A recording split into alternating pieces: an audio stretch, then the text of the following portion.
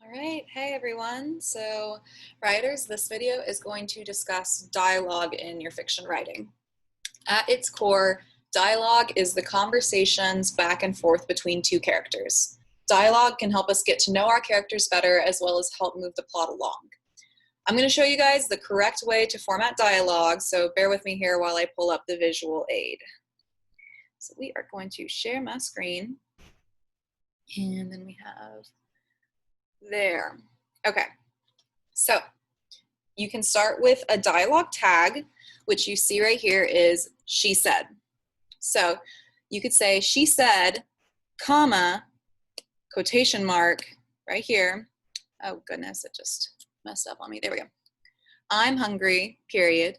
Can you please make me some pasta, question mark, and then quotation mark. So that's how you format it if you are starting with a dialogue tag.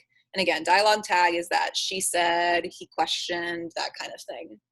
Alternatively, you could end it with a dialogue tag. And so this next one down here, we have quotation mark, I'm hungry, period. Can you please make me some pasta, comma, quotation mark, she asked.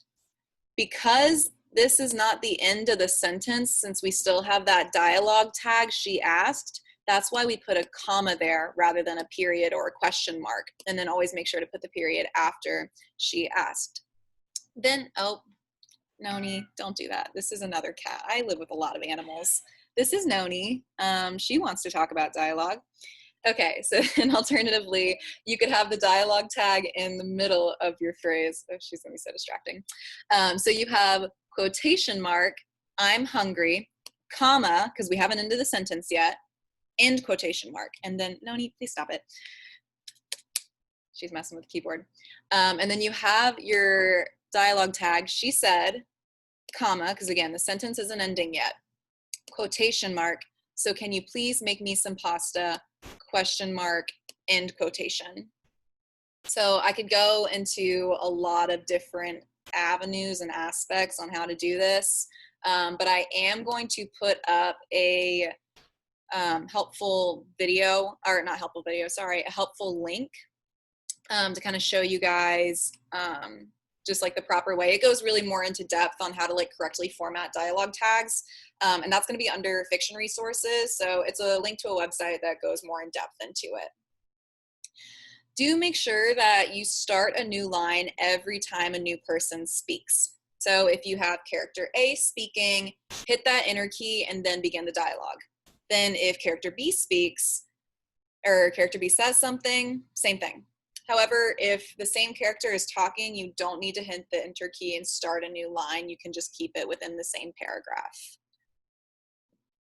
So when it comes to dialogue, make sure you put the character's personality into their voice. If they're from the South, give us that little Southern twang in there. We can't hear them speak, so it's up to you as the writer to help create that illusion of accents. The example piece, The Reign of Terror, does an amazing job of putting characters' personalities into their dialogue. Even last week, if you guys remember reading Tyree Day's poem, his poem about his grandma, he put that personality into her voice. So a lot of the aspects that we're going to be talking about are going to be building upon each other. There's a lot of things that we do in poetry, that we do in fiction, and that we do in playwriting that are kind of all together. So it's nice that all of these kind of ideas are transferable. I really encourage you guys to plagiarize from real life. As an exercise, I encourage you guys to sit down somewhere where there are other people talking in the room. And I realize this will probably just be your family members, but write down everything they say, from the ums to the likes. Different people have different ways of speaking. I had a professor in my undergrad that always ended his sentence with, yeah. So that's the homework for this week, yeah. Some people tend to end their sentence with, you know. If you have a meeker character, they might start their dialogue with, sorry to butt in, or I'm sorry, but can I say something? Just by them already apologizing just for speaking, we can see that they're a more shy or submissive character. It's important to use dialogue in a way that actively moves the plot along, especially if you're writing a shorter piece. Don't waste the page space on unnecessary dialogue that doesn't get us going somewhere or let us know something about the character. Some writers use dialogue as a way to show exposition in the story. Their character might say, Tommy, when you threw that snowball at me and broke my nose, that's when I knew our friendship was over. Boom, we have information to understand why Tommy and the speaker aren't friends. However, do not overstuff your dialogue with exposition. A poor example would be, Tommy, when you threw that snowball back at me in 2010 when we played in your parents' backyard, who were soon to be divorced, and you broke my nose, which sent me to the emergency room on 52nd Street on that wintry Friday afternoon, that's when I knew our friendship was over. Like, whoa, way too many details.